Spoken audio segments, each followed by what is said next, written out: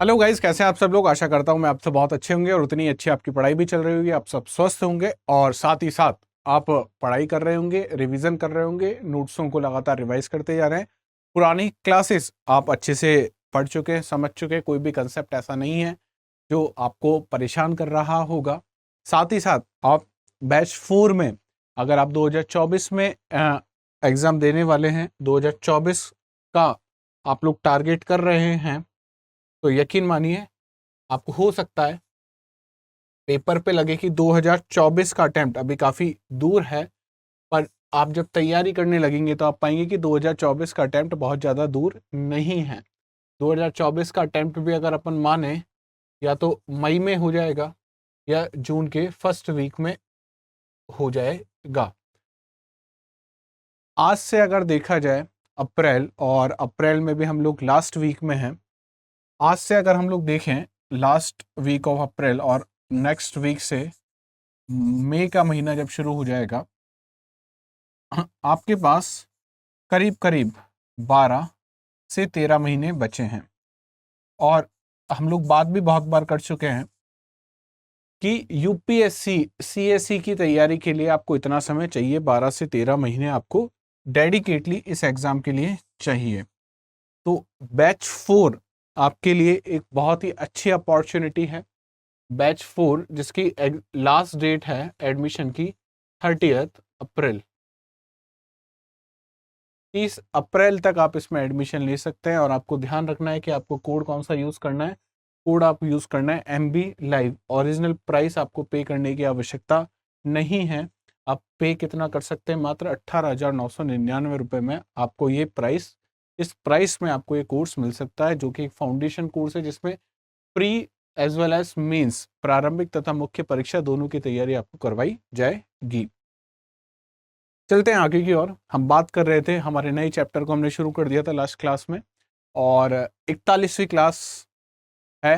तो काफ़ी टाइम हो चुका है हम लोगों को एक साथ, और अब आप चीज़ें समझने लगे होंगे, मैं आपको जानने लगा हूँ, आप मुझे जानने लगे हैं। तो हम लोग नया चैप्टर शुरू कर चुके थे लास्ट क्लास में, भू आकृतियाँ तथा उनका विकास। हम लोग बात कर रहे थे land forms and their evolution. हमने जाना था कि भू आकृतियाँ क्या होती है, भूमि पे किस प्रकार से आकृतियां उत्पन्न होती हैं। इससे पहले जो चैप्टर था उसमें हमने पढ़ा था भू आकृति प्रक्रियाओं के बारे में, उन प्रोसेसेस के बारे में हमने जाना था जिससे भूमि पे, जिस पे स्थल पे आकृतियां उभरती हैं। हमने जाना था 2 प्रकार के बल इसके लिए जिम्मेदार होते हैं, अंतरजातीय और बहिर्जातीय, एंडोजेनेटिक और एक्सोजेनेटिक। इस चैप्टर में हम लोग बात करेंगे कि वो भू आकृतियां कैसी होती हैं, किस प्रकार से वो बनेंगी, साथ ही साथ उनका विकास वो कैसे आगे बढ़ती हैं। अब यहाँ पे विकास की जब बात आती है तो हम लोग, जैसे हमने लास्ट क्लास में भी बात करी थी कि जैसे मनुष्य का विकास हुआ है, जैसे ह्यूमन का इवोल्यूशन हुआ है, उस तरीके से लैंड फॉर्म का भी क्या होता है, इवोल्यूशन होता है, विकास होता है। इसका मतलब क्या है? इसका मतलब ये कि जैसे समय गुजरता जाता है, जैसे टाइम स्पेंड होता जाता है, जो लैंड फॉर्म है, जो लैंड फॉर्म है, या मैं कहूँ जो भू आकृति है, आप देखेंगे इस भू आकृति में भी लगातार कुछ परिवर्तन आते जाते हैं। इस प्रकार ये परिवर्तन आते हैं। हमें पता है कि 2 प्रकार के बल हमेशा कार्य कर रहे हैं। कौन कौन से? पहला अंतरजातीय बल और दूसरा बहिर्जातीय बल। मैं कह सकता हूं एंडोजेनेटिक और एक्सोजेनेटिक। जब ये 2 बल लगातार कार्य कर रहे हैं, तो एंडोजेनेटिक से हमने बात करी थी कि ये क्या करते हैं, ये निर्माणकारी होते हैं, ये किसी की रचना करते हैं, निर्माण करते हैं। वहीं पे एक्सोजेनेटिक की जब हमने बात करी थी तो हमने देखा था ये स्थल को, ये स्थल मंडल को सपाट करने की कोशिश करते हैं, समतल करने की कोशिश करते हैं। इसमें हमने अनाच्छादन के बारे में जाना था, और इसमें हमने देखा था कि कैसे पटल विरूपणी बल, किस प्रकार पर्वत जनित बलों के बारे में हमने बात करी थी। तो जब ये दोनों बल लगातार कार्य करते रहते हैं, तो कोई भी जो स्थल आकृति है वो एक समय में जो आपको इस प्रकार दिख रही है, एक समय पे इस प्रकार दिख रही है और इसको हम लोग मान लेते हैं इसकी ऊंचाई या इसकी जो हाइट है वो मान लेते हैं हम लोग 1000 मीटर। इसकी हाइट आज की तारीख अगर आप हम लोग देखें तो आज की तारीख में इसकी हाइट क्या है, 1000 मीटर है।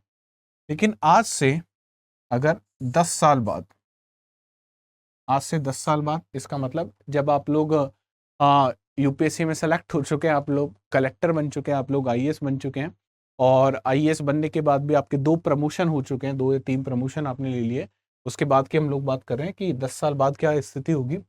10 साल बाद जब आप इसी चीज को वापस देखोगे तो हो सकता है ये आपको दिखे या तो 1010 मीटर या हो सकता है ये आपको दिखे 9990 मीटर। ये जो आकृति आपको इस प्रकार देखने को मिल रही है, हो सकता है इसकी शेप जो है वो कुछ ऐसी हो जाए, इसकी शेप हो सकता है कुछ ऐसी हो जाए। मतलब बहुत सारे चेंजेस इसमें आ सकते हैं। क्यों आ सकते हैं बदलाव इसमें, क्यों आ सकते हैं चेंजेस? क्योंकि 2 बल लगातार इस पे काम कर रहे हैं, अंतर्जातीय और बहिर्जातीय बल लगातार इस पे काम कर रहे हैं। अगर अंतर्जातीय बल कार्य कर रहे होंगे तो इसकी ऊंचाई जो इसकी हाइट है बढ़ जाएगी। अगर बहिर्जातीय बल कार्य कर रहे हैं तो इसका अपर्दन होना शुरू हो जाएगा, इसका पक्षय होना शुरू हो जाएगा और इसकी हाइट जो है वो कम हो जाएगी। तो इस प्रकार आप देखोगे कि जैसे जैसे समय व्यतीत होता जाता है, लैंडफॉर्म या भू आकृतियों का क्या होता रहता है, इवोल्यूशन होता रहता है। क्या होता रहता है? भू आकृतियों का इवोल्यूशन होता रहता है। तो इन सब चीजों के बारे में हम बात कर रहे थे। हमने सबसे पहले जाना कि भू आकृतियां क्या होती है या लैंड फॉर्म किसको कहते हैं। लैंड फॉर्म कहाँ पे आपको, ये किसका हिस्सा होता है पहले तो हम देखें तो ये बहुत ही नेचुरल सी बात है कि नाम में क्या लिखा हुआ है, भू आकृति, तो भू भाग का हिस्सा होगा। किसका हिस्सा होता है? ये भू भाग का। तथा ये किसका परिणाम होता है? तो इसमें आप देखोगे कि बहुत सारी भू आकृतिक प्रक्रियाओं का ये परिणाम होता है। और भू आकृतिक प्रक्रियाओं के बारे में हम बहुत अच्छे से जानते हैं। क्या होती हैं भू आकृतिक प्रक्रियाएं? तो आपको पता है जो एंडोजेनेटिक और एक्सोजेनेटिक जो प्रक्रिया हैं वो सब कैसी प्रक्रियाएं? भू आकृतिक प्रक्रिया हैं। हमने ये भी जाना था, हमने ये भी समझने की कोशिश की थी कि जब भू आकृति बनती हैं या लैंडफॉर्म जब बनते हैं तो काफी समय इनको लगता है। ऐसा नहीं है कि एक दिन में आपको कोई लैंडफॉर्म बनता हुआ दिखाई दे जाए। वो बन सकते हैं लेकिन शर्त क्या है, या तो ज्वालामुखी से वो निर्मित हो या भूकंप से निर्मित हो। इसके अलावा जो भी आपको भू आकृतियां देखने को मिलेगी उसमें लंबा समय लगता है। इसके बाद हमने बात करी थी कि उच्चावच का जो क्रम होता है, इसके आधार पर हमने देखा था कि 3 श्रेणी के, कितने श्रेणी के? 3 श्रेणी के आपको क्या मिलेंगे? उच्चावच मिलेंगे। प्रथम श्रेणी के उच्चावच, द्वितीय श्रेणी के उच्चावच और तृतीय श्रेणी के उच्चावच। तो हमने देखा था कि जो सबसे पहले प्रथम श्रेणी के जो उच्चावच हैं, प्रथम श्रेणी के जो उच्चावच हैं उसमें आपने देखा था महाद्वीप और महासागर आपको देखने को मिले थे। क्या क्या देखने को मिले थे? महाद्वीप तथा महासागर आपको देखने को मिला था। ये किस प्रकार के उच्चावच है? तो हमने जाना था ये जो उच्चावच है ये प्रथम श्रेणी के उच्चावच कहेंगे इनको। तो इसमें हमने बात करी थी महासागरीय नितल की और महाद्वीपीय क्षेत्र की हमने बात करी थी। इसके बाद हमने जाना था द्वितीय श्रेणी के जो उच्चावच होते हैं। इसमें हमने बात करी थी कि जो प्रथम श्रेणी के उच्चावच पे जो निर्माण हो रहा है वो सब कैसे उच्चावच होंगे, वो सब द्वितीय श्रेणी के उच्चावच होंगे। उसमें हमने क्या क्या जाना था? उसमें हमने जाना कि मैदान, मध्य महासागरीय कटक, अंतः सागरीय घाटियां, गर्त, ये सब सम्मिलित किसमें किए जाते हैं? द्वितीय श्रेणी के उच्चावचों में। और जो उच्चावच द्वितीय श्रेणी के उच्चावचों पे निर्मित होते हैं, जो landform second grade pay second grade के जो लैंडफॉर्म है उस पे जब बनना शुरू होंगे तो उनको आप क्या कहोगे? तृतीय श्रेणी के उच्चावच उनको कहोगे। फिर हमने बात करी थी कि स्थल आकृतियों का विकास कैसे होता है, इनका इवोल्यूशन कैसे होता है। इवोल्यूशन की बात हम कर चुके हैं अच्छे से कि समय जैसे जैसे व्यतीत होता जाएगा जो भू आकृतियां हैं वो इवॉल्व होती जाएंगी। वो हो सकता है कुछ धीमी गति से हो, वो हो सकता है कुछ तेज गति से हो, लेकिन लगातार उनमें आपको बदलाव देखने को मिलेंगे। उन्हीं बदलावों को आप क्या कहोगे, उसका विकास कहोगे। हमने देखा था कि उन विकासों के पीछे, या मैं कहूं कि स्थल आकृतियां जब बनती हैं तो उसके पीछे कुछ कारक जिम्मेदार होते हैं। तो कौन से स्थल आकृति किसकी वजह से बनी है, इसका जब हमने वर्गीकरण किया तो उसको हमने कहा genetic classification of land form. उसको हमने क्या कहा, genetic classification of land form या स्थल आकृतियों का जेनेटिक वर्गीकरण। नाम आपको बता रहा है क्या है, जननिक। क्या है, जननिक। किससे उसका जन्म हुआ, ऐसी स्थल आकृतियां कि उसका जन्म किसी से हुआ हो। जैसे मैं बहुत एग्जाम्पल से आपको समझाने की कोशिश करूं तो आपने बीच के नाम बहुत बार सुना होगा। गोवा में लोग बीच देखने जाते हैं। बीच जिसको हिंदी में पुलिन भी कहा जाता है, तो उसका निर्माण किससे होता है। उसके निर्माण के कारण आप देखोगे तो निर्माण में उसके जो समुद्र की जो लहरें होती हैं, उनकी जो निक्षेपण प्रक्रिया होती है, उसके कारण किसका विकास होता है, या उसके कारण किसका जन्म होता है, पुलिन का जन्म होता है, या मैं कहूँ बीज का जन्म होता है। अगर मैं बात करूं कि टीले, जो रेत के टीले होते हैं, उनका जन्म किस प्रकार होता है, तो हम जानेंगे कि पवन जब एक जगह से दूसरी जगह अपने साथ मिट्टी लेके चली जाती है, तब क्या किसका निर्माण करेगी, वो मिट्टी के टीलों का निर्माण करेगी। हम जानते हैं कि वी आकार की घाटियां जो होती हैं, या घाटियों का निर्माण किस प्रकार हो सकता है, तो आप जानोगे कि नदियां क्या करती हैं, घाटियों का निर्माण करती हैं। तो ये सब क्या है, नदी क्या है, पवन क्या है, समुद्री धाराएं क्या है, समुद्र की लहरें क्या हैं, ये सब किसका निर्माण कर रही हैं, ये सब क्या है, जननी है, ये सब किसी को जन्म दे रही हैं। तो इसी आधार पे हमने कुछ विभाजन किया, और विभाजन जब हमने किया तो पहला हमने देखा कौन से नदीय स्थल आकृतियां, जिसको इंग्लिश में क्या कहा जाता है, फ्लूवियल लैंडफॉर्म जिसको कहा जाता है। फ्लूवियल मतलब बहता हुआ पानी। तो पानी जब बहता है तो किस रूप में बहेगा, नदी के रूप में बहेगा। जलोढ़ लैंडफॉर्म, इसको एलुवियल लैंडफॉर्म कहा जाता है। कास्ट स्थल आकृतियां, कास्ट स्थल आकृतियां जिसको कास्ट टोपोग्राफी भी कहा जाता है, या कास्ट लैंडफॉर्म भी कहा जाता है। उसके बाद हमने वायु स्थल आकृतियों के बारे में जाना था, जिसको एलोइयन बोला था हमने, जो वायु से निर्माण हो रहा है, जैसे हमने बात करी थी टीलों का निर्माण जो करती है। तटीय स्थल आकृति जिसको हमने कोस्टल लैंडफॉर्म कहा था। हिम नदीय स्थल आकृति जिसको हमने ग्लेशियल लैंडफॉर्म कहा था। लास्ट हमने देखा था सरोवरीय, या मैं कहूं कि झीलों से जो निर्माण हो रहा है, उसको हमने क्या बोला था, उसको हमने बोला था लैकोस्ट्राइन लैंड फॉर्म। क्या बोला था, लैकोस्ट्राइन लैंड फॉर्म। लैकोस्ट्राइन का मतलब जो निर्माण, ऐसे स्थल आकृतियां जिनका निर्माण किससे हो रहा हो, जिनका निर्माण लेक से हो रहा हो, या सरोवर से हो रहा हो, या झीलों से जो हो रहा हो, उसको हम क्या बोलोगे, लैकोस्ट्राइन लैंडफॉर्म हम उसको कहेंगे। हमने बात करी थी कि सबसे पहले नदी और उसका अपवाह तंत्र क्या होता है। तो नदी और अपवाह तंत्र को हमने जब जाना तो सबसे पहले हमने जाना था कि नदी क्या होती है। तो नदी किस कारण बहेगी, तो नदी का जो सबसे पहले कारण होता है, उसके पीछे कौन सा बल जिम्मेदार होता है, गुरुत्वाकर्षण बल जिम्मेदार होता है। नदी किसी एक बिंदु से शुरू होती है, नदी कहीं से क्या होगी, शुरू होगी। तो नदी जहां से शुरू होती है उसको आप उसका क्या कहोगे, तो हमने जाना था नदी जहां से शुरू होती है उसको हम या तो उसका ओरिजिन कहेंगे, या उसका उद्गम क्षेत्र कहेंगे। और जहां पे वो खत्म होती है तो उस या मैं कहूं किसी बड़ी नदी में, या किसी बड़े सागर या महासागर में जब मिल जाएगी तो उसको आप उसको क्या कहोगे, उसका मुहाना उसको कहोगे। इसके बाद हमने नदी से संबंधित कुछ और बात भी जानी थी। नदी से संबंधित हमने ये बात जानी थी कि कोई और नदी अगर यहाँ पे आके मिले, इसमें ये नदी इस प्रकार बह रही थी और ये नदी भी इस प्रकार आके इससे मिल जाए, तो इस चीज को हम लोग क्या कहते हैं, इसको हम कहते हैं ट्रिब्यूटरी। क्या कहते हैं, ट्रिब्यूटरी, सहायक नदी। वहीं पे हमने एक और बात करी थी कि ऐसी नदी जो इस नदी से निकल के जा रही हो, इसका मतलब कि यहाँ पे पानी का क्या हो गया, वितरण हो चुका है, तो इसको हम लोग क्या कहते हैं, वितरिका।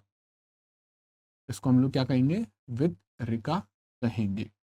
इसको हम क्या कहते हैं, पानी का डिस्ट्रीब्यूशन हो गया, इसको कहा जाता है डिस्ट्रीब्यूटरी। हुगली हमने देखा था कि गंगा की क्या है, डिस्ट्रीब्यूटरी है, और यमुना जो नदी है, यमुना गंगा की क्या है, ट्रिब्यूटरी है। यमुना के अलावा भी आप जानते हो बहुत सारी नदी हैं, जैसे कोसी नदी, शारदा नदी, घाघरा नदी, ये सब क्या हैं, ये सब गंगा की ट्रिब्यूटरी हैं। सबसे बड़ी ट्रिब्यूटरी कौन सी है गंगा की, प्लीज मुझे कमेंट सेक्शन में आप बताइए कि गंगा की सबसे बड़ी ट्रिब्यूटरी, गंगा की सबसे बड़ी सहायक नदी कौन सी है, और वो गंगा से कहाँ पे मिलती है। जब दो नदियां एक जगह पे मिलती हैं तो उस क्षेत्र को किस नाम से जाना जाता है, उस क्षेत्र को नाम से जाना जाता है संगम। यहाँ पे नदियों का क्या हो गया, संगम हो गया।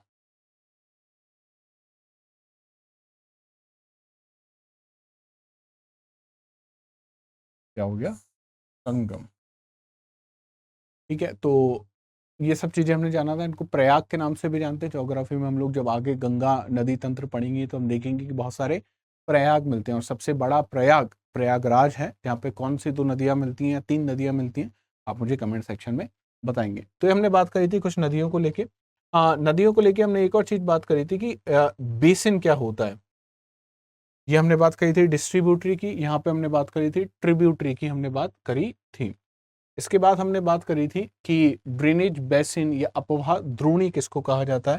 तो मैंने आपको उस दिन भी बताया था कि जो ड्रेनेज बेसिन है, जो ड्रेनेज बेसिन है, अगर इसकी स्पेलिंग आप अच्छे से देखोगे तो इसमें आपको एक शब्द दिखाई देगा जिसको कहा जाता है बेसिन।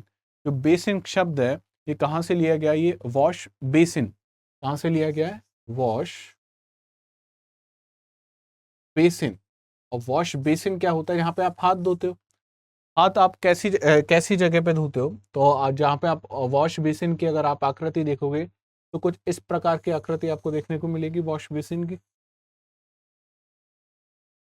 यही है वॉश बेसिन। तो वॉश बेसिन की जब आकृति ये है तो इसमें हम कहीं पे भी पानी डालें, इसमें आप कहीं पे भी पानी डालो, ये सब कहाँ चला जाता है, ये सब इस ड्रेन होल, यहाँ पे ड्रेन का पाइप लगा होता है जो नाली में जाता है, तो इस ड्रेन पाइप में चला जाता है इसका पानी।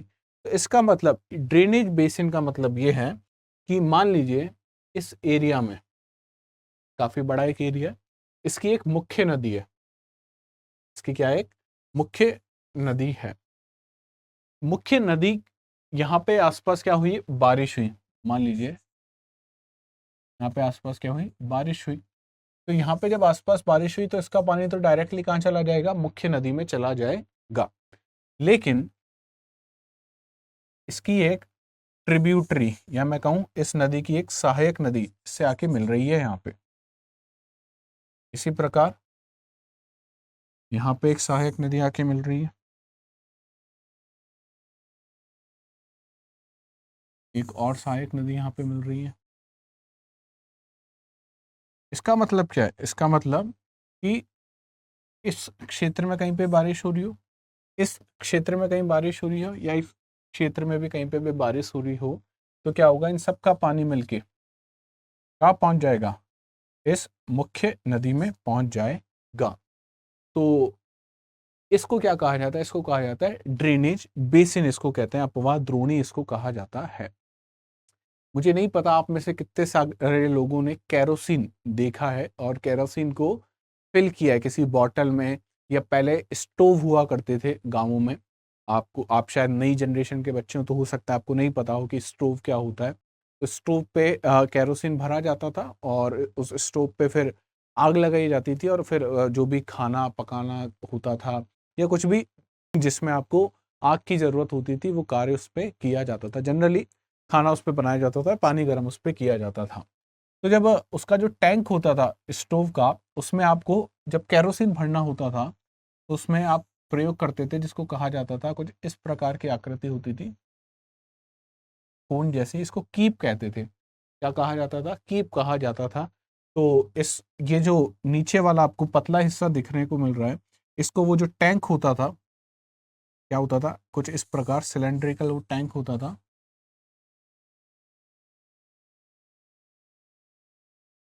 और यहाँ पे मान लीजिए उसकी ओपनिंग है, यहाँ पे क्या है, उसकी ओपनिंग है। तो इसमें आपको केरोसिन डालना होता था। जब नए नए भरते थे उसमें केरोसिन तो प्रयास नहीं होता था, तो बाहर फैल जाया करता था। तो घर वाले माताजी पिताजी कहा करते थे किससे भरो, कीप से उसमें डालने की कोशिश करो। तो इस कीप को यहाँ पे लगाया जाता था और कीप के ऊपर आपके पास जिस बर्तन में केरोसिन है उससे इस कीप में डाला जाता था, तो वो कुछ इस प्रकार का बर्तन हुआ करता था और यहाँ पे उसकी एक ओपनिंग होती थी और कभी कभी उसमें यहाँ पे हैंडल हुआ करता था। तो इसके थ्रू आपको केरोसिन डालना है और इसमें क्या भरा हुआ है, केरोसिन भरा हुआ है। इसको आपको कहाँ डालना है, इसको आपको इस टैंक के अंदर डालना है। तो अगर आपके पास एक कीप नहीं होगी तो क्या बाहर बहुत सारा केरोसिन है वो गिर जाएगा, लेकिन जब कीप के थ्रू आप इसमें केरोसिन डालोगे तो आप पाओगे या केरोसिन यहाँ पे गिराओ, केरोसिन यहाँ पे गिराओ, सारा कहाँ जाएगा, सारा प्रकार और यहाँ पे फिल होता चला जाएगा, ये भरता हुआ चला जाएगा। तो ये भी बिल्कुल कैसे काम कर रहा है, ये भी बिल्कुल कार्य कर रहा है किसके प्रकार, ये भी कार्य कर रहा है ड्रेनेज बेसिन की जैसे। क्यों ड्रेनेज बेसिन की ऐसे कार्य कर रहा है ये, आप देखोगे केरोसिन कहीं पे भी गिरा, केरोसिन चाहे यहाँ गिरे, केरोसिन जब तेजी से आएगा एकदम से तो यहाँ गिरेगा, उसके बाद आप देखोगे यहाँ गिरना शुरू होगा उसका, और जब धीमे धीमे कम होता चला जाएगा केरोसिन तो यहाँ गिरेगा वो। तो केरोसिन कहीं पे भी गिरे, लेकिन कीप की आकृति कुछ इस प्रकार है कि वो उसको कहाँ ले जाएगी, इस टैंक में ले जाके भर देगी उस केरोसिन को। तो ये वही वाली बात तो है कि बारिश कहीं पे भी हो रही हो, सारा बारिश का पानी मुख्य नदी में आके मिल जाएगा। किसके कारण, सहायक नदियों के कारण। तो जो ड्रेनेज बेसिन है, कभी कभी उसको किसके साथ कंपेयर हम लोग कर सकते हैं, इस कीप के साथ कंपेयर किया जा सकता है। अपवाह द्रोणी को इस कीप के समान माना जा सकता है। अच्छा, इस ड्रेनेज बेसिन का एक और नाम हमने देखा था, इस ड्रेनेज बेसिन का एक और नाम आपने क्या देखा था, इसको कहा जाता है कैचमेंट एरिया। क्या कहा जाता है इसको, इसको कहा जाता है कैचमेंट एरिया। अब देखो, इस कैचमेंट को भी अगर आप ध्यान से देखोगे तो इसमें एक शब्द लिखा हुआ है, क्या लिखा हुआ है, कैच।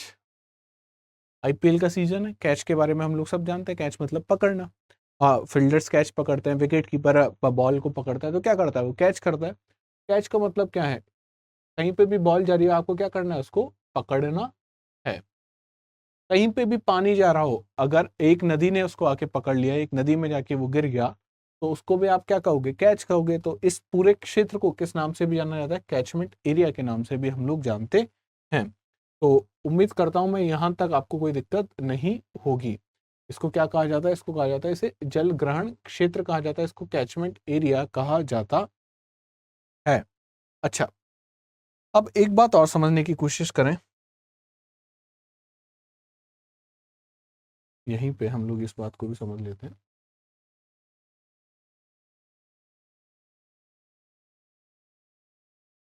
ये पर्वत श्रेणी है, ठीक है।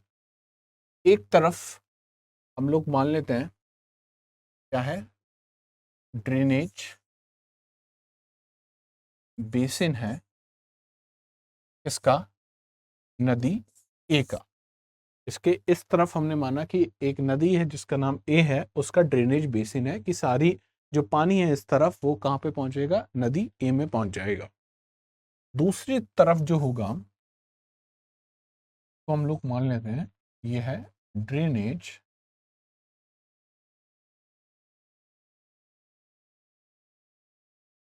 इसको हम लोग मान लेते हैं ये है ड्रेनेज बेसिन बी। आपको दो ड्रेनेज बेसिन दिख रहे हैं, दो कैचमेंट एरिया दिख रहे हैं, जल ग्रहण क्षेत्र मिल रहा है, ड्रेनेज बेसिन ए, ड्रेनेज बेसिन बी। अब ये पर्वत श्रृंखला है तो ये ऊपर उठी हुई होगी। अब मान लेते हैं बारिश हुई, और बारिश हुई इस पर्वत श्रृंखला के इर्द गिर्द, इसके आसपास बहुत सारी बारिश हो रही है। तो मान लेते हैं इसके आसपास क्या हो रही है, बहुत सारी बारिश हो रही है। अच्छा, जब इसमें बारिश होगी तो ऐसा नहीं होगा कि सारा पानी ये जो पर्वत श्रृंखला है ये अपने पास रख ले। पानी बह के, पानी इस पे गिरेगा बारिश का पानी और बह के या तो इस तरफ जाएगा या इस तरफ जाएगा, दो ही उसके पास रास्ते हैं। तो पानी आप देख रहे हो कि बह के या तो इस तरफ पहुंचा या दूसरी तरफ पहुंचा, और कोई रास्ता इसके पास पानी के पास नहीं है। तो आप देख रहे हो कि ये पर्वत श्रृंखला पानी को बराबर दो हिस्सों में बांट रही है। ड्रेनेज बेसिन बी में पानी पहुंच रहा है, ड्रेनेज बेसिन ए में पानी पहुंच रहा है। या मैं ये भी कह सकता हूं कि ये पर्वत श्रृंखला इन दोनों ड्रेनेज बेसिन को, इन दोनों जल ग्रहण क्षेत्रों को क्या कर रही है, अलग अलग कर रही है। तो ऐसा कोई पर्वत, ऐसी कोई पर्वत श्रृंखला या ऐसा कोई पठार जो दो ड्रेनेज बेसिन को अलग करे, इसको किस नाम से जाना जाता है? अगर आप देखोगे तो इसको किस नाम से जानते हैं हम लोग? ये क्या कर रहा है, पानी को विभाजित कर रहा है। इसको कहा जाता है वाटर डिवाइड। क्या कहा जाता है इसको? Water divide. इसको कहा जाता है जल विभाजक। पानी को क्या कर रहा है? पानी को विभाजित कर रहा है, तो इसको कहा जाता है जल विभाजक। जल विभाजक। जब हम लोग इंडियन ज्योग्राफी पढ़ेंगे तो मैं फिर से आपको ये चीज बताऊंगा कि इंडिया में, भारत में वाटर डिवाइड लाइन कौन सी है, उसमें कौन कौन से पर्वत आपको देखने को मिलेंगे। तो उसमें आप देखो कि अरावली पर्वत श्रृंखला देखने को मिलेगी, विंध्याचल देखने को मिलेगा, सतपुरा आपको देखने को मिलेगा और पश्चिमी घाट आपको देखने को मिलेंगे। इनको कहा जाता है क्या? Water divide. अब चलो बात हो ही गई है ये, तो ये बात भी सुन लेते हैं हम लोग। तो आप अगर भारत के नक्शे में देखोगे तो कुछ इस प्रकार अरावली आपको देखने को मिलेगी, विंध्याचल देखने को मिलेंगे, सतपुरा देखने को मिलेंगे और यहाँ पे आपको पश्चिमी घाट देखने को मिलेंगे। ये कौन सी पर्वत श्रृंखला है? ये है अरावली, या मैं ये है अरावली, ये है विंध्याचल,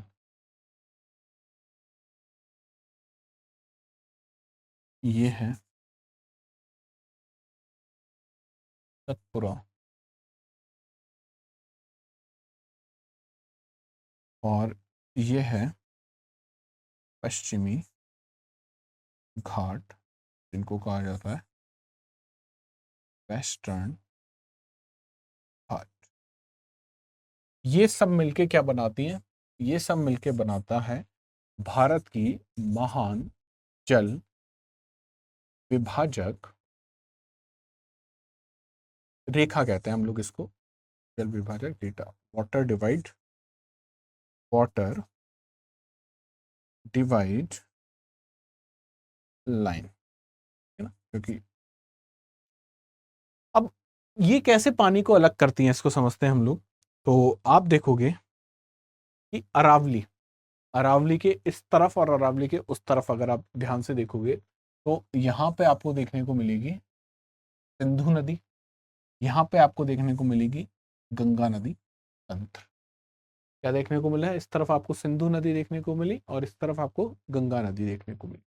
अच्छा, सिंधु नदी का पानी आप देखोगे तो कहाँ जाके गिरेगा? आपको पता है कि सिंधु नदी का पानी कौन से सागर में गिरता है? सिंधु नदी का पानी अरब सागर में जाके मिलेगा। अच्छा, जो गंगा नदी तंत्र है, या यहाँ पे मैं बात करूं ब्रह्मपुत्र नदी का जो तंत्र है, इसका पानी कहाँ पे जाके गिरेगा? इन सब का पानी जाके गिरता है, तो कहते हैं हम लोग बंगाल की खाड़ी में, या मैं कहूँ बे ऑफ बंगाल में जाके गिरेगा। तो देखो, ये जो वाटर डिवाइड लाइन है, ये जो महान विभाजक रेखा है भारत की, इसने क्या किया? ऐसी नदी तंत्रों को अलग कर दिया, ऐसे ड्रेनेज बेसिन को अलग कर दिया, ऐसे जल संग्रहण क्षेत्र को अलग कर दिया, जिनका पानी एक तरफ कहाँ जाके गिरेगा? एक का पानी अरब सागर में जाके गिरेगा और दूसरी और सारी नदियों का पानी बंगाल की खाड़ी में जाके गिरेगा। भारत में बहुत सारी ऐसी नदियां हैं जिनका पानी कहाँ जाके गिरता है? अरब सागर में जाके गिरता है, जिसमें प्रमुख नदी तंत्र की अगर मैं बात करूं, बड़ी नदी की अगर मैं बात करूं, तो वो है आपको सिंधु नदी मिलेगी। हालांकि आप देखोगे कि सिंधु नदी भारत में ना तो शुरू होती है, सिंधु नदी कहाँ से शुरू होती है? सिंधु नदी तिब्बत के क्षेत्र से उद्गम होता है उसका, और उसका आप मुहाना देखोगे तो आप सिंधु नदी तिब्बत से होते हुए भारत में आती है और भारत से फिर कहाँ चली जाती है? पाकिस्तान में चली जाती है और पाकिस्तान में कहीं जाके वो कहाँ पर गिरेगी? अरब सागर में जाके गिरती है। वहीं पे अगर गंगा की बात करें हम लोग, या ब्रह्मपुत्र की हम बात करें, तो यहाँ पे आप देखोगे गंगा का तो उद्गम क्षेत्र भी भारत में, ब्रह्मपुत्र का आप देखोगे कि वो भी कहाँ मिलेगा आपको? तिब्बत में देखने को मिलेगा। और तिब्बत से आप देखोगे कि वो ब्रह्मपुत्र नदी भारत में आती है, जो हमारे वो नॉर्थ ईस्ट जो स्टेट है वहां से वो एंटर करती है। और इसका हमको पता ही है कि उत्तराखंड में आपको उद्गम क्षेत्र मिलेगा किसका, गंगा का। ये नदियां जो बड़े नदी तंत्र हैं, आप देखोगे कहाँ पे जाके इनका मुहाना मिलेगा आपको, बंगाल की खाड़ी में इसका मुहाना मिल जाएगा। इस प्रकार ही आप देखोगे कि ये जो वाटर डिवाइड लाइन है, इसने क्या किया, ड्रेनेज बेसिन को दो अलग अलग विभाजित कर दिया। तो यहाँ का पानी अरब सागर में गिरेगा और इस तरफ का पानी कहाँ गिरेगा, बंगाल की खाड़ी में। मैं ये कह सकता हूँ कि ये जो महान जल विभाजक रेखा है भारत की, या जल विभाजक जो रेखा है, इसके अगर मैं आपको उससे समझाऊं दिशा के अनुसार, तो ये नॉर्थ है, नॉर्थ के बाद ये ईस्ट है, ये वेस्ट है और ये साउथ है। तो इस महान जल विभाजक रेखा के पश्चिम क्षेत्र में अगर पानी गिर रहा है, या कोई नदी है, कोई ड्रेनेज बेसिन है, तो उसका पानी कहाँ जाके गिरेगा, अरब सागर में गिरेगा। वहीं पे इसके पूर्व में अगर कोई नदी है या पूर्व में कोई ड्रेनेज बेसिन है, तो उसका पानी कहाँ जाके गिरेगा, बंगाल की खाड़ी में जाके गिरेगा। तो अब मैं आशा करता हूँ कि आपको बहुत अच्छे से समझ में आ गया होगा कि वाटर डिवाइड लाइन क्या होती है। तो यही बात यहाँ पे लिखी हुई है, एक नदी बेसिन दूसरे नदी बेसिन से जिस उच्च भूमि द्वारा अलग होती है उसे जल विभाजक या वाटर डिवाइड कहते हैं। एक जल विभाजक के विपरीत भागों में वर्षा भिन्न अपवाह द्रोणियों में बहती है। अलग अलग क्या करता है, उसको विभाजित कर देता है। उसको क्या कहा जाता है, वाटर डिवाइड लाइन उसको कहते हैं। इसके बाद हमने बात करी थी वाटर शेड क्या होता है। वाटर शेड मैनेजमेंट के बारे में बहुत बार यूपीएससी ने क्वेश्चन पूछा है, तो या इसको हिंदी में कहा जाता है जल संभर। ये एक भूमि का छोटा सा क्षेत्र होता है। क्या होता है, ये भूमि का एक छोटा क्षेत्र होता है जहां नदियों द्वारा पानी एकत्र किया जाता है। क्या किया जाता है, पानी एकत्र किया जाता है तथा छोटे जल निकायों में बहा दिया जाता है। कई छोटे जल संभर सामूहिक रूप से एक अपवाह द्रोणी बनाते हैं। नदी आई, नदी ने अपना पानी एक जगह इकट्ठा किया और उसके बाद आप देखोगे उसमें से बहुत सारी छोटी छोटी नदियां निकल गई। और ऐसी बहुत सारे छोटे छोटे जो क्षेत्र हैं वो अगर एक साथ मिल गए तो उन्हीं को आप क्या कहोगे, उनको अपवाह द्रोणी या उनको ड्रेनेज बेसिन आप लोग कहोगे। अब ड्रेनेज जो होता है वो दो प्रकार का हो सकता है, या मैं कहूँ नदियां आप देखोगे दो प्रकार की होती हैं। कुछ नदियां होती हैं जो कैसी हैं, 12 मासी हैं। कैसी हैं, पेरेनियल नदी हैं। तो 12 मासी नदी जैसा नाम से बताती है, ऐसी नदियां जो 12 महीने बहेंगी उनको आप क्या कहोगे, उनको आप 12 मासी नदी कहोगे। तथा ऐसी नदियां जो मौसम के अनुसार बहेंगी उनको आप कैसे कहोगे, इंटरमीडिएट कहोगे, उनको मौसमी नदियां कहेंगे। या आप मुझे अगर भारत में नदियों को मैं दो भागों में विभाजित करूं, भारत में अगर मैं नदी जो है या जो रिवर्स हैं उनको मैं दो भागों में विभाजित कर देता हूं। एक ऐसी नदी जो कहां से जिनका उद्गम हो रहा है, हिमालय से जिनका उद्गम हो रहा है, एक नदी ऐसी। और दूसरी नदी ऐसी जिनको मैं ये कहा जा सकता है कि जिनका उद्गम कहीं प्रायद्वीपीय क्षेत्रों में हो रहा होगा। पेनिनसुलर इंडिया में उनका क्या हो रहा है, ओरिजिन हो रहा है। और यहाँ पे मैं बात करूँ कहाँ पे हो रहा है, हिमालयन। ठीक है, तो वो नदियां जो जनरली कहाँ से पैदा हो रही हैं, हिमालय से पैदा हो रही हैं, वो आपको कैसी देखने को मिलेंगी, वो आपको देखने को मिलेंगी 12 मासी। तो इसके एग्जाम्पल आप देखोगे, गंगा कैसी नदी है, गंगा कहाँ से पैदा हो रही है, हिमालय की श्रृंखलाओं से। तो गंगा कैसी नदी है, 12 मासी नदी है। वहीं पे अपन बात करें प्रायद्वीपीय नदी के बारे में, तो प्रायद्वीपीय नदी जैसे वो आपके आसपास में बहुत सारी ऐसी नदी होंगी जो सिर्फ मानसून में बहती हैं, या जिनका पानी, जिनके पास जो पानी का स्रोत है, पानी का जो सोर्स है वो क्या है, सिर्फ मानसून है। क्या है, सिर्फ मानसून। मानसून में बारिश होती है और बारिश में इन नदियों को भी पानी मिलता है। तो ऐसी नदी, ये नदियां कैसी होंगी आपको देखने को मिलेंगी, ज़्यादातर ये कैसी नदी होंगी, मौसमी नदियां होंगी। ऐसी नदियां मौसमी, वो एक विशेष मौसम में, और कौन से मौसम में, मानसून में बहती हैं। हालांकि आप हम लोग आगे पढ़ेंगे तो मैं आपको बताऊंगा मानसून क्या एक मौसम नहीं है, मानसून एक प्रकार की जलवायु होती है। लेकिन अभी बहुत बेसिक एक मौसम में, किसी विशेष मौसम में बहने वाली नदियां, उनको आप कैसी नदियां कहोगे? उनको आप मौसमी नदियां कहोगे, उनको आप इंटरमीडिएट रिवर कहोगे। आगे चला जाए। आगे चलने के बाद हमने देखा था कि जो ड्रेनेज सिस्टम होता है, या अपवाह जो तंत्र होता है, वो कितने प्रकार के होते हैं। तो अपवाह तंत्र हमने देखा था 2 प्रकार के होते हैं। पहला है क्रमवर्ती और दूसरा है अक्रमवर्ती, सीक्वेंट और एंटी सीक्वेंट। सीक्वेंट और एंटी सीक्वेंट की जब हमने बात करी थी तो हमने पाया कि वो नदियां, वो रिवर्स या वो नदी जो किसके अनुरूप बहें, ढाल के अनुरूप बहें, या मैं कहूं स्लोप के अनुरूप बहें।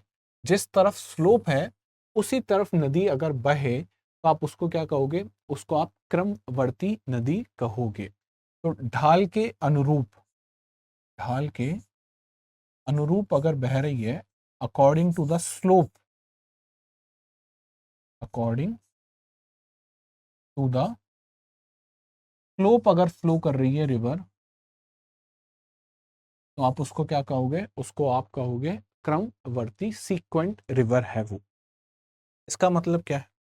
इसका मतलब अगर मैं पूरे भारत को अगर मैं आपके सामने बनाऊं, उसका क्रॉस एरिया, तो आपको देखने को मिलेगा, भारत आपको इस प्रकार देखने को मिलेगा। देखिए, हम लोग शुरू कर रहे हैं।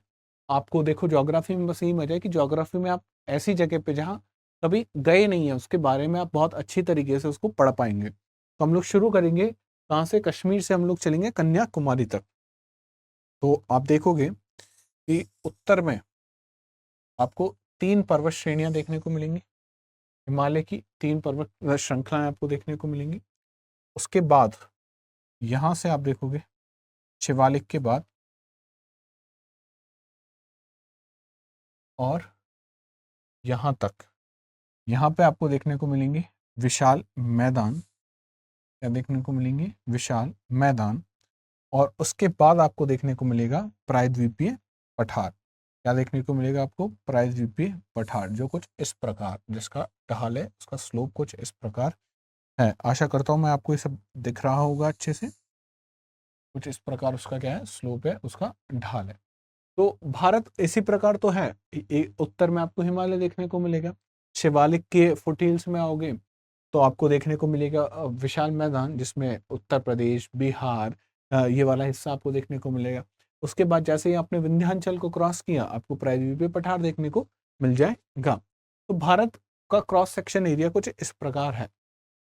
अब कोई नदी, उसका उद्गम क्षेत्र मान लेते हैं हम लोग यहाँ पे, और वो नदी यहाँ से निकलने के बाद इस प्रकार फ्लो करना शुरू करे, इस प्रकार बहना उसने क्या किया? शुरू किया।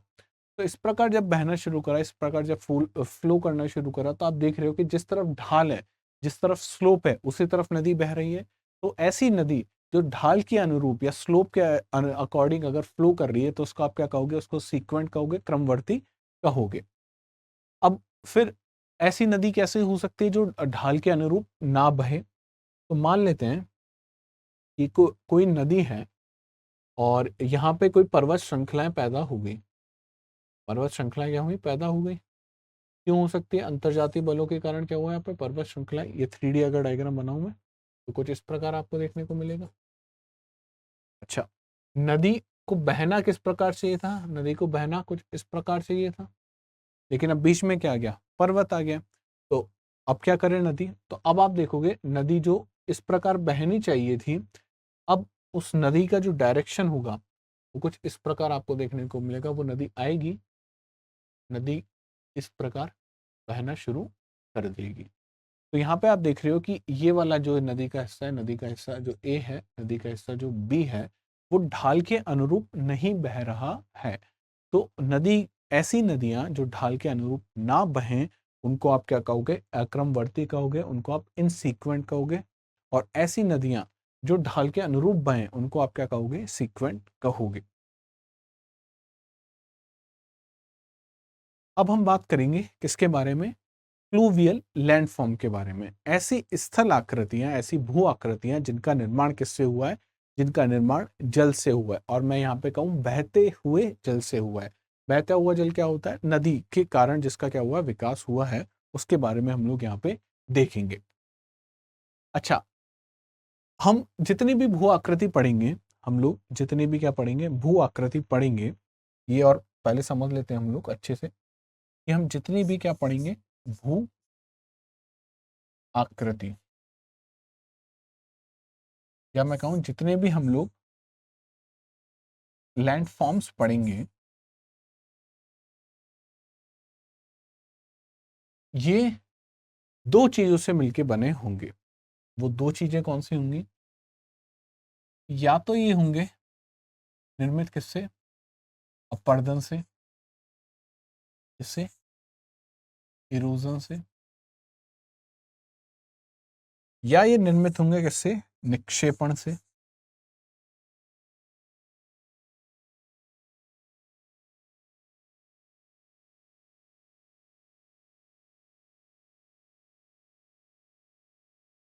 या तो स्थल आकृति किससे निर्मित होगी? अपरदन से निर्मित होगी, या स्थल आकृतियां किससे निर्मित होंगी? निक्षेपण से निर्मित होंगी।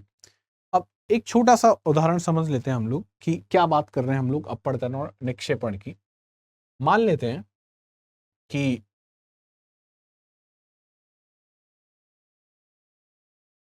यहां से नदी निकल रही है और आपकी तरफ बह रही है, कैमरे की तरफ वो नदी क्या आ रही है? आ रही है। मतलब नदी यहां से निकल रही है और कहां पे आ रही है? आपकी तरफ इस प्रकार नदी आ रही है। नदी में बहुत सारे क्या है? अवसाद हैं, क्योंकि नदी पहाड़ों से आई है। हमने पढ़ा भी है, इरोजन होता है, नदी क्या करती है? नदी अपरदनात्मक कार्य करती है, और आगे हम लोग पढ़ेंगे भी। अभी समझने के लिए समझते हैं कि नदी में बहुत सारे अवसाद हैं, और इन अवसादों के कारण नदी क्या कर रही है?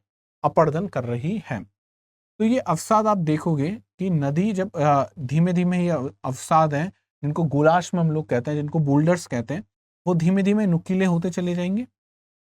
कैसे होते रहेंगे? नुकीले। क्यों होते चले जाएंगे? क्योंकि नदी में अगर आप कभी नहाए हो तो आप देखोगे नदी का पानी जो ऊपर से बहुत धीमा धीमा बहता हुआ दिख रहा है, वो नीचे से बहुत तेज गति में बहता है। तो जब बहुत तेज गति से नदी का पानी बहता है तो नीचे जो अपरदन होगा वो बहुत तेजी से होगा। तो इन अवसादों का क्या हुआ? अपरदन होना शुरू हो गया। और जब इन अवसादों का अपरदन होना शुरू हुआ, ये टेंशन में घबराना नहीं है, हम लोग आगे और अच्छे से पढ़ेंगे। अभी सिर्फ ये समझ लेते हैं कि अपरदन और निक्षेपण से कैसे स्थल आकृतियां बनती हैं। तो इन अवसादों की आकृति आप देखोगे कुछ इस प्रकार, ये नुकीले नुकीले अवसाद यहाँ पे मिलेंगे आपको। ये जब अवसाद नुकीले हो गए तो आप देखोगे कि इन्होंने नदी घाटी को क्या किया? इस प्रकार, इस प्रकार नदी घाटी को क्या कर दिया? अपरदन इनका करना शुरू कर दिया। तो अब यहाँ पे देखो कि एक अलग इंग्लिश के वी आकार जैसी एक आकृति आपको देखने को मिल गई। इसको कहा जाता है वी आकार की घाटी। क्या कहा जाता है? वी आकार घाटी। ये किससे निर्मित हुआ है? तो आप पाओगे किससे निर्मित हुआ है? ये तो हुआ है अपरदन के कारण ये निर्मित हुआ है। तो यहाँ पे हमारी बात आप समझ पाए होंगे कि आप कि जो जितनी भी भू आकृतियां हैं वो या तो किससे निर्मित हो रही होंगी? अपरदन के कारण। तो आप यहाँ पे समझ पाए कि अपरदन के कारण कैसे भू आकृतियों का निर्माण हो सकता है। अब समझते हैं निक्षेपण से कैसे हो सकता है। तो नदी बह रही थी, नदी क्या कर रही थी? बह रही थी, और नदी में बहुत सारे क्या थे? अवसाद भी थे, बहुत सारे सेडिमेंट्स भी थे, ये सब बह रहे थे। लेकिन अब मान लीजिए नदी के पास इतने सारे अवसाद हो चुके हैं कि नदी उन अवसादों को अपने साथ आगे नहीं ले जा सकती। जब नदी उन अवसादों को अपने साथ आगे नहीं ले जा सकती तो नदी क्या करेगी? इन अवसादों को यहाँ पे जमा करना शुरू कर देगी। भाई अब मैं और आगे इन अवसादों को नहीं ले जा सकती, और नदी ने क्या किया? इन अवसादों को यहाँ पे जमा करना शुरू कर दिया, और नदी इस प्रकार दो भागों में बट गई। नदी की वितरिकाएं बन गई, नदी की डिस्ट्रीब्यूटरी बन गई। और इस वाले एरिया को हम लोग क्या कहते हैं? डेल्टा के नाम से जानते हैं। किस नाम से जानते हैं? डेल्टा के नाम से इसको जानते हैं। तो यहाँ पे किस प्रकार की प्रक्रिया हुई? आप देख रहे हो यहाँ पे क्या हुआ? निक्षेपण हुआ है। क्या हुआ है? निक्षेपण हुआ है। यहाँ पे डिपोजिशन हुआ है। क्या हुआ है? डिपोजिशन हुआ है। तो अपर्दन से बनेगी स्थल आकृतियां, भू आकृतियां, या निक्षेपण से बनेगी। इसके अलावा ये जो कारक हैं या जो स्थल आकृतियां हम पढ़ेंगे, इसके अलावा हम नहीं पढ़ेंगे कौन कौन सी, या तो अपर्दन से बनेगी या निक्षेपण से बनेगी। ठीक है, अब बात करते हैं जो बहता हुआ जल है, यहाँ पे अपर्दन का कार्य कौन कर रहा होगा। तो हमें पता है कि जब पानी बहता है तो पानी क्या करता है, अपर्दन करता है, बहुत सारे रूपों में करता है। हम देखेंगे कि वो इरोजन का क्या मैकेनिज्म होता है, अपर्दन कैसे होता है। लेकिन अपर्दन का यहाँ पे कारक कौन है, अगर यहाँ पे कारक की बात की जाए, अपर्दन का अगर कारक आपसे पूछा जाए बहते हुए जल में या नदी में अपर्दन का कारक कौन है, तो आपको पता होना चाहिए वो क्या है, वो बहता हुआ पानी, बहता हुआ पानी, या मैं इसको लिख सकता हूं नदी। देखो, बहता हुआ पानी और नदी के बीच में भी आप क्या अंतर थोड़ी देर में समझ जाओगे जैसे जैसे हम लोग आगे पढ़ेंगे। तो अपर्दन का कारक क्या है, रिवर है, सरफेस ड्रेनेज है। सरफेस ड्रेनेज का मतलब ऐसा पानी जो बारिश में गिरा किसी सरफेस पे, और सरफेस पे जब गिरा तो बहना शुरू कर दिया, तो उसी को क्या कहोगे, सरफेस ड्रेनेज कहोगे। ऐसी को कहा जाता है सरफेस रन ऑफ। हाँ, बारिश के समय पे जब पानी गिरता है तो आप देखोगे कि आपके आसपास वाले क्षेत्र में, आप ऐसा समझ लेते हैं कि रोड के पास रहते हैं और रोड पे पानी गिरा बारिश का, वो पानी क्या करेगा, बह के चला जाएगा। या फिर अगर किसी खेत में गिरा तो, और वो खेत में ढाल है, तो उस खेत में से क्या करेगा, जो ऊपर ही ऊपर जो मिट्टी की परत होगी उसको अपने साथ बहा के ले जाएगा। उसी को क्या कहा जाता है, सरफेस रन ऑफ। सरफेस से रन ऑफ हो गया। तो ये क्या होते हैं, इसमें अपर्दन के कारक होते हैं। ठीक है, आगे चलते हैं, नदियों की अवस्थाएं। अब आप समझ पाएंगे कि क्यों हम लोग बात कर रहे थे इवोल्यूशन की, क्यों हम बात कर रहे थे विकास की। मनुष्य की अगर मैं अवस्थाएं देखूं तो मनुष्य शिशु अवस्था में होता है। शिशु अवस्था के बाद जब धीमे धीमे बड़ा होता है तो वयस्क बनता है, और बड़ा होता है, युवा बन गया वो। युवा बनने के बाद धीमे धीमे अब और उम्र होगी तो क्या होगा, बुजुर्ग हो जाएगा, वृद्धावस्था में पहुंच जाएगा। तो इसी प्रकार जो स्थल आकृतियां, जो भू आकृतियां, उनका भी क्या होता है, विकास होता है। तो यहाँ पे हम बात करें कि नदियों की कौन कौन सी अवस्थाएं होती हैं, या मैं कहूँ स्टेजेस ऑफ द रिवर। सबसे पहली जो स्टेज होती है नदी की, उसको कहा जाता है युवा अवस्था। नदी इसमें कौन सी अवस्था में, युवा अवस्था में। इसको कहा जाता है यूथफुल स्टेज, अपने यूथ एज में, यंग लीडर है, मान लो यंग है, बहुत ज्यादा यंग है यहाँ पे। दूसरा प्रौढ़ावस्था, मैच्योर स्टेज, अब मैच्योरिटी इसके पास आ गई है। और लास्ट स्टेज इसकी कौन सी है, ओल्ड स्टेज, जिसको कहा जाता है जीर्णा अवस्था। अच्छा, इसको अगर डायग्राम के रूप में समझने की कोशिश करें तो आप ऐसे समझ सकते हो, नदी यहाँ से क्या हो रहा है, नदी का उद्गम हो रहा है, और यहाँ पे नदी डेल्टा बना रही है, या फिर किसी बड़े नदी में मिल रही है, या बड़े सागर महासागर में मिल रही है, तो वो क्या है, नदी का मुहाना है। तो जब नदी शुरू हुई, नदी जब क्या हुई, शुरू हुई, तो नदी के पास बहुत ताकत है। क्यों ताकत है, क्योंकि नदी के पास गुरुत्वाकर्षण बल अब क्या नदी को खींच रहा है, तो नदी के पास बहुत सारी ताकत है, वो ढाल के अनुरूप बह भी रही है। जब इस प्रकार नदी आगे की ओर बहेगी तो बहुत सारी ताकत होगी, तो इस समय नदी को कहा जाता है फर्स्ट स्टेज में। ये कौन से स्टेज में, फर्स्ट स्टेज में है। और इसी स्टेज को क्या कहा जाता है, इसी स्टेज को हम लोग कहेंगे युवा अवस्था। जब नदी मैदानी भाग में आ गई और अब ढाल आप देख रहे हो कि काफी कम हो चुका है, तो इसको कहा जाता है सेकंड स्टेज। कौन सी स्टेज कहा जाता है, इसको कहा जाता है सेकंड स्टेज, इसको हम लोग कहेंगे। और इसी को कहा जाता है प्रौढ़ावस्था।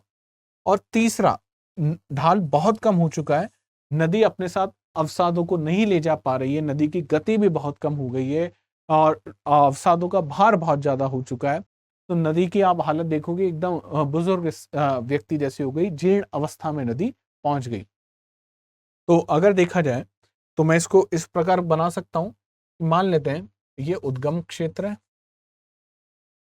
ये कौन सा क्षेत्र है, उद्गम क्षेत्र है। नदी ने बहना शुरू करा, जब तक ढाल है तब तक उद्गम क्षेत्र से ढाल तक का जो काफी ज्यादा यहाँ पे ढाल है, इसको कहते हैं हम लोग यूथफुल स्टेज। कौन सी स्टेज है ये, यूथफुल।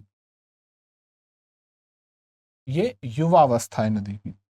नदी इसके बाद जब आगे चलेगी, अब ढाल कम हो चुका है, और कम ढाल में भी जब नदी अपने साथ कुछ कुछ अवसाद अपने साथ ले जा रही है, इस स्टेज को कहा जाता है मैच्योर स्टेज। और मैच्योर के बाद आप देखोगे लास्ट में आखिरी में जब नदी अपने साथ और अवसादों को नहीं ले जा पा रही है, तो यहाँ से फिर नदी की शुरू होती है कौन सी अवस्था? यहाँ से नदी की शुरू होती है जीर्णावस्था। यहाँ पे क्या मिलेगा आपको? इसका मुहाना, इसको कहा जाता है ओल्ड स्टेज। तो नदी की कितनी स्टेज है? नदी की 3 स्टेज है। यूथ, युवावस्था, इसको कहा जाएगा कौन सी अवस्था? युवा अवस्था। यह है प्रौढ़ अवस्था और यह है जीर्ण अवस्था। तो नदी को कितने भागों में हमने बांट दिया? 3 भागों में इसको हमने विभाजित कर दिया है, यूथफुल स्टेज, मैच्योर स्टेज और ओल्ड स्टेज। आज इतना ही हम लोग पढ़ेंगे। कल हम देखेंगे कि नदी अपने यूथफुल स्टेज में क्या कार्य सबसे ज्यादा करती है, नदी अपने मैच्योर स्टेज में क्या कार्य सबसे ज्यादा करती है, और नदी ओल्ड स्टेज में क्या कार्य सबसे ज्यादा करती है। इसके बाद हम लोग समझने की कोशिश करेंगे कि जो बहता हुआ पानी है वो किस प्रकार अपरदन करता है। उसमें आप देखेंगे कि आपने बहुत सारे शब्द पहले से पढ़े हुए हैं, जैसे अपघर्षण, सन्निघर्षण, ये सब आपने बहुत अच्छे से पहले पढ़ा हुआ है, लेकिन फिर भी क्योंकि हम लोगों को यहाँ पे दोबारा पढ़ना है तो आप समझ पाओगे बहुत अच्छे से कि पानी ये सब चीजें कैसे करता है। उसके बाद हम देखेंगे कि नदी द्वारा कुछ आकृतियां बनाई जाएंगी, कुछ स्थल आकृतियां बनाई जाएंगी अपरदन से, और कुछ स्थल आकृतियां बनाई जाएंगी निक्षेपण से। तो वो किस प्रकार वो स्थल आकृतियां बनेंगी, किस प्रकार वो भू आकृति बनेंगी। आज के लिए यहाँ पे हमने नदी को 3 भागों में विभाजित कर लिया है। मिलते हैं कल। टेलीग्राम पे पीडीएफ मिल जाएगी, कभी कभी कुछ डिले हो जाता है, परेशान मत होइए, पीडीएफ आपको मिल जाएगी। 2024 का अटेम्प्ट देना है, this is the golden opportunity. इसके बाद फिर जो भी बैचेस में आप एडमिशन लोगे उस समय आप देखोगे कि आपके ऊपर एक मेंटल प्रेशर रहेगा कि मेरे को कोर्स फटाफट से करना है। This is the perfect time. ये एक बहुत ही सुनहरा अवसर है, और सुनहरा अवसर को और सुनहरा क्या करता है? MB लाइव कोड इसको और मतलब मैं कहूँ सोने को प्लेटिनम में बदल देगा। आपको कैसे बदल देगा कि MB लाइव आप जैसे ही लगाओगे तो जो कोर्स की ओरिजिनल प्राइस है 30,500 रुपए, वो घट के कितनी हो जाएगी? मात्र 18,999 रुपए। आपको ध्यान रखना है कि आप कोड कौन सा लगाएं, MB लाइव, जिससे आपको मैक्सिमम डिस्काउंट मिल सके। तो कल फिर मिलते हैं। नदी द्वारा निर्मित स्थल आकृतियों के बारे में हम लोग पढ़ेंगे। तब तक आपको क्या करना है? आपको चीजें रिवाइज करनी है, नोट्स बनाने हैं, लाइक करना है, कमेंट में हमको बताना है, साथ ही साथ सेशन को शेयर करना है, चैनल को सब्सक्राइब कर देना है। तो मिलते हैं कल, तब तक स्वस्थ रहिए। जय हिंद, जय भारत।